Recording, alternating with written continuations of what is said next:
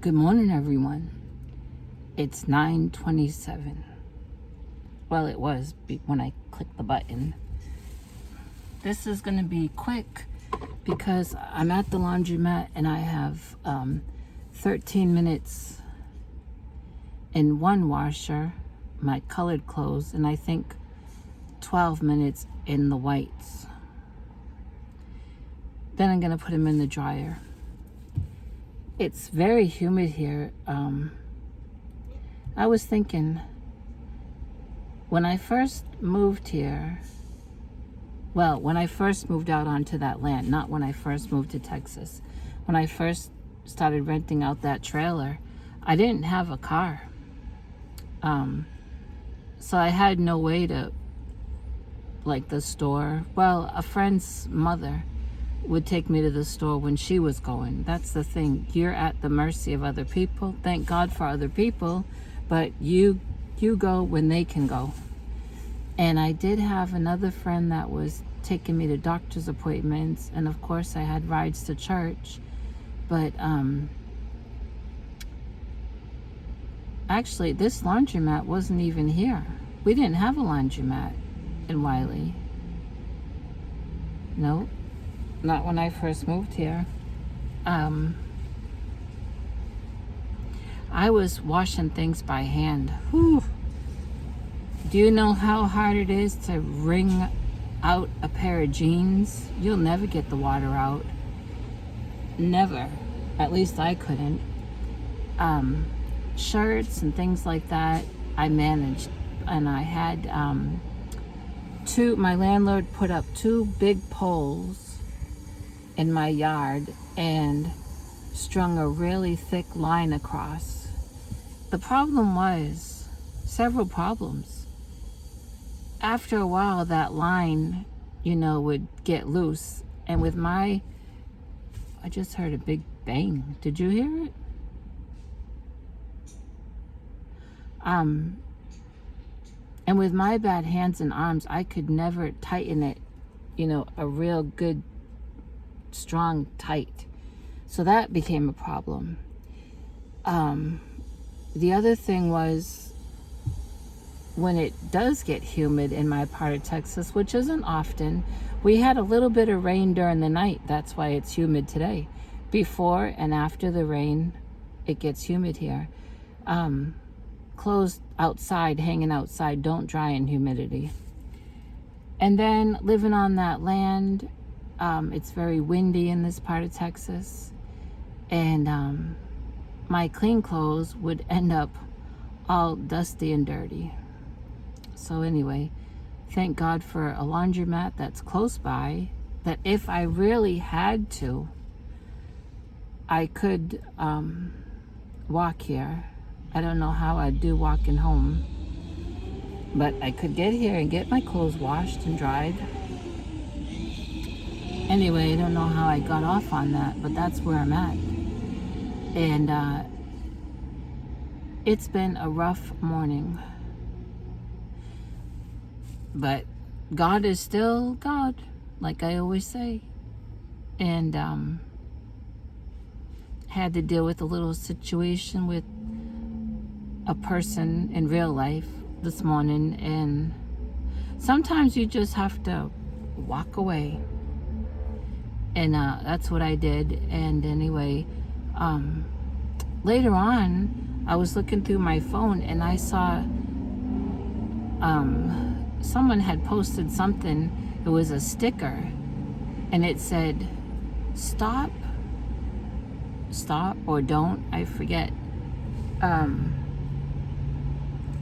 Stop or don't expect others to be like you. And that was so fitting for me this morning, dealing with a certain person in a certain situation. I don't know what has happened, but now this is not across the board. This is not all you, and I do have a book I hope I get to show you. This is not referring to all young people. When I say young people, I'm talking about like 16, 17, and into the 20s, because I'm in my 50s. But when I was growing up, and I think a lot of people my age, we were taught respect, not just for elderly people, but people older than us. So if I'm in my 20s and someone's in their 50s, they're older than me. You know, I need to respect them. And also, when I started working, I never just sat around waiting. Maybe it depends what kind of job you have. I don't know. I've always had jobs where you moved, but I never sat around and waited for the boss to come by and say, you know, hey, can you go over there and take care of this or take care of that? In most jobs, there's always something that can be done, right? Of course, I worked a lot in the health field, but I did other jobs, always found something to do, and I always tried to help other people. If I saw someone struggling with something, you know, I don't need to be hit by lightning to tell me to go over there and help. Some things are just common sense.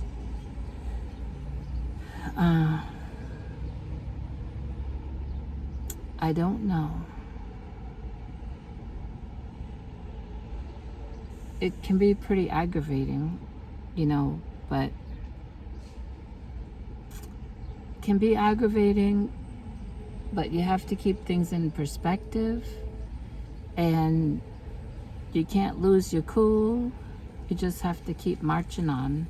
And depending on the situation, I guess, sometimes it's better to just walk away. Well, I want to say hello and welcome to anyone that's new. I know one person is new, and you know what? I don't think I ever got the person's name, but I know that I, quote unquote, met this person from this lady. Oh boy, now Joy something. I've popped in a couple of this lady Joy something's lives, and I've participated in the chat. She's a very nice lady, seems to be. And I was in that chat last night, in fact, and the topic came up about elders and how things have changed with the young people, and things are very interesting. She seems to have a lot of wisdom. And so this person that has come over to my channel and has commented a couple of times is actually a moderator over there. And I was so surprised when I saw a couple of her comments in my videos. So welcome, and I will find out your name or a name you want to tell me that you go by so I can welcome you properly. And where have I been? I have been, well, not well. Well, not well. I'm having an awful time with the syringomyelia, and then with the rheumatologist claims is inflammatory arthritis. I think her and the neurologist are trying to educate each other, because the rheumatologist admitted to me she does not know very much about the syringomyelia. Now the neurologist knows, of course he knows a lot about syringomyelia and inflammatory arthritis. And things can mask each other, you know. It gets traced back to how long have you have this symptom and that symptom. Of course, my neurologist knows my history. And I forget when I saw him last, might have been 3 weeks ago, and he put me on that fluid pill or water pill to try to flush out this water retention. It has not worked. And I did call Monday and left a message, and then I got an email in my health portal saying he was out of office until yesterday, the 17th. And so that means, you know, he has other emails and things to get back to, I'm sure, before he sees mine. And so I'm waiting to see if he's going to increase it or put me on something else. I don't know, but I'm still very swollen.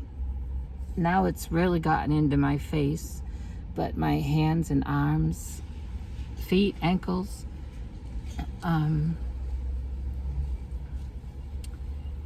so I've been dealing with that, and then that triggers off other things, and it's a domino effect. Anyone with chronic illness or diseases know that when one flares up, it is a mess, and that's what I've been dealing with. However, I have been crocheting, and I did finally get pictures of one. I've made, I think now I'm up to 3 or 4 things that I've made for K&K's Christmas Extravaganza 2024. But I only got pictures of one thing. Because yesterday I remembered, hey, you gotta have pictures of these things. And it was getting into the evening, and there was still good light outside, so I ran outside and I took pictures of one of the things I've made, and I sent those to her, so, and I know that she got them. Next, I need to do a video showing you what I made. And like I say, I think I'm up to 4 things, I think. I know at least 3. So I have been crocheting. It's so strange, isn't it? It hurts to crochet when things are inflamed, but yet if you go for me, if I go days and days without, it's worse. So I try to keep on top of that. The other day I did have a lot of work to do in the chicken coop, because Saturday I didn't get in there and do my regular weekly Saturday deep cleaning. I just couldn't with everything going on. I went to the library book sale, and I was putting off cleaning the chicken coop till in the evening when it had cooled off some. But as the day went on, I got worse in my body. So bad that Sunday I didn't go to church. And anyone that knows me in real life, and maybe those that follow me, can sense that I love going to church. And I don't just miss for this or for that. I mean, I have to be down in my body to miss. And I didn't go, and in the morning I didn't go, and I didn't go Sunday night. In fact, it was about 6:30 Sunday evening by the time I could finally even get a shower. I just had so much trouble in my arms, extending them and all that. Anyway, I have here in the car, my other books are at home, but in the car is a book that I got at the library book sale. I think I got 4 or 5 crochet books, I'm not sure. And then I got one other book that is just a craft book. And you know what? They had about 5 or 6 of those same kind of little craft magazines, various kinds. I think there's some paper mache in it and some things. And I kept saying to myself when I left there, I ought to go back and just buy all those. They don't have the prices, you know, the books and things are not priced individually. It's just whatever you want to give. It's just a donation to the library. So now I got that nice baby Afghan hardcover book, and I think I got like this kind of thing. I got 1 or 2 of these and 2 little crochet books, and then I got that various kind of craft book, and I gave a donation of $5 bill. And I had in my mind when I saw that little craft magazine of who I want to send it to, and I thought I should have just gone back and got them all, but I didn't. But I will send that one to the person I thought of. But this is a really neat book. It's from Annie's Attic, 1992. Crochet Baby Rings Layette. Now, I made a long time ago a crochet baby blanket out of rings. You made your rings, and then and they were in strips, and you did a border of a few rows around them, then sewed all your strips together. And I made that for a cousin who was having a baby. And somewhere I have that pattern, but look at this book. Maybe some of you have it. You see how there's rings here? Yeah. And rings in the dress. That's for the girl, and then this is the boy. There's rings here in the blanket.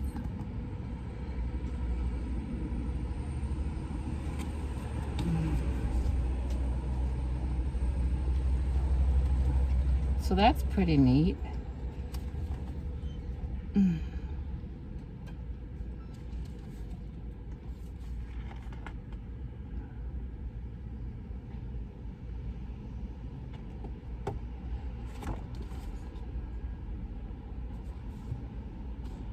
don't know how well you're seeing it, but you can Google it.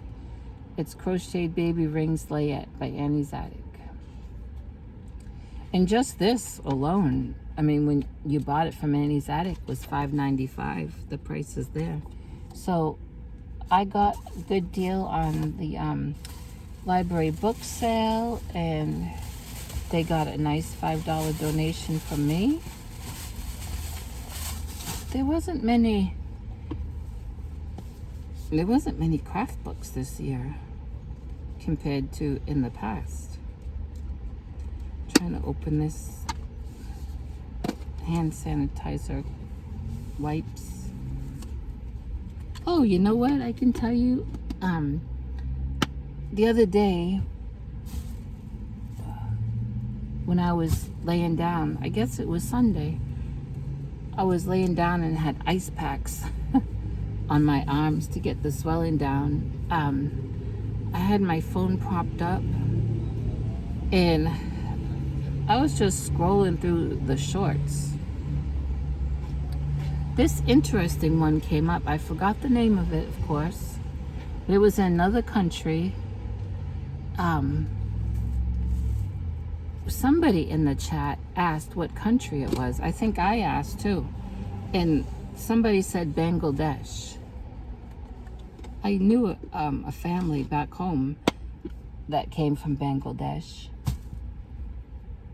The wife worked back home at a Prime Value Mart, and we used to go there and exchange the S&H green stamp books for like a mixer, things like that. But anyway, it was really neat, this short I was watching. Now, I think, and it actually wasn't a short, but it was in the short button, but it, it was live. I watched it for like over an hour. And I think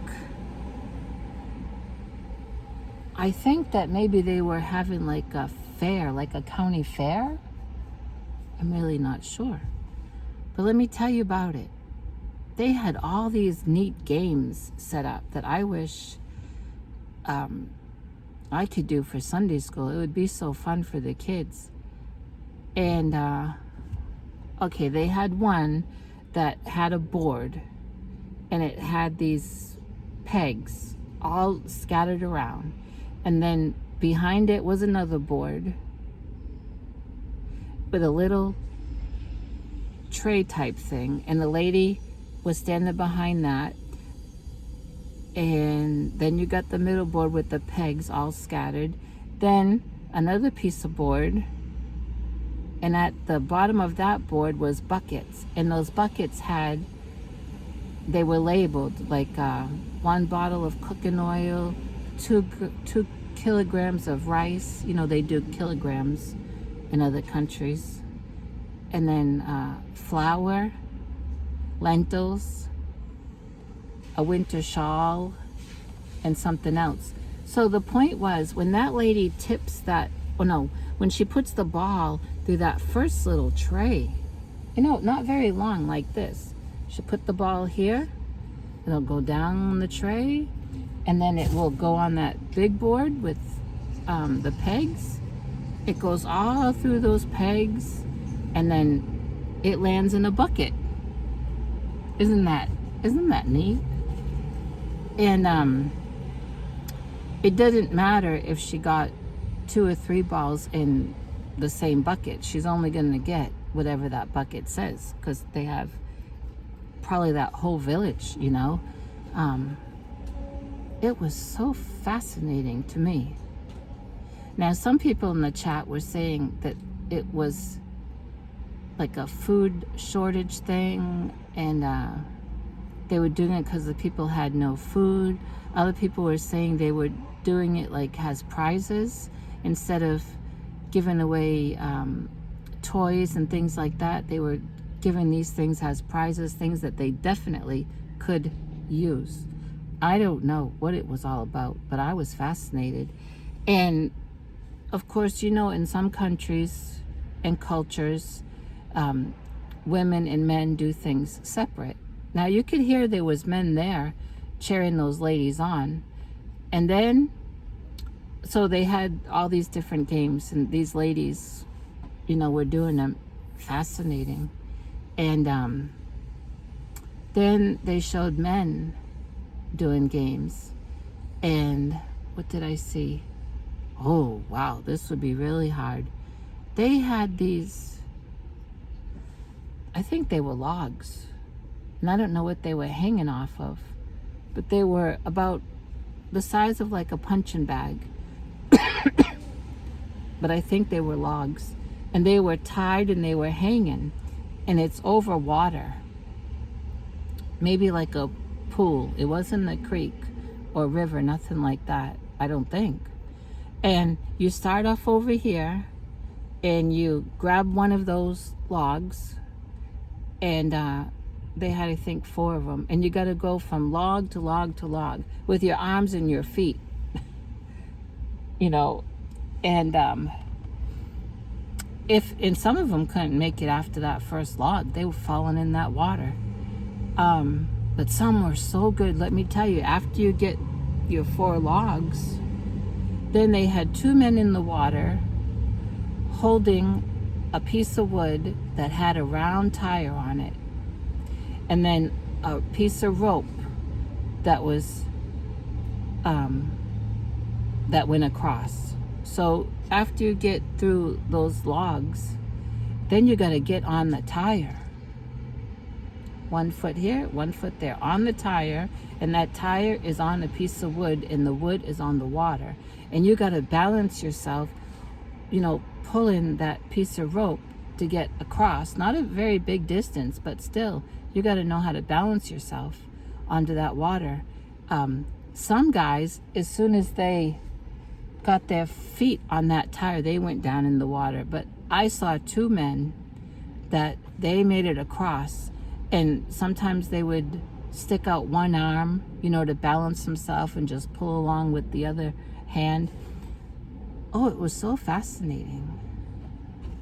And they had prizes for everyone. Even if you fell off your first log or made it through the logs and fell off the tire, once you got over to that other side, they had tables, and they had men there handing you a bottle of oil. Or if you made it through all of those obstacles, I think you got oil and a really big bag of rice. And I'll tell you what, those people looked very thankful. And so if that's just a village fair for fun, or if it is, for a food shortage thing, whatever, it's prizes they are going to use. And I'm sure if I would have kept watching, I would have seen what they had for kids. But now I don't know if I'll ever find that channel again. I don't know.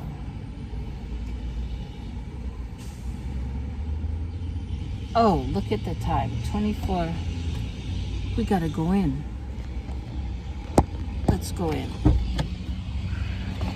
Can you believe the time? Let's see. I don't know what to do. All right, I'll talk to you later.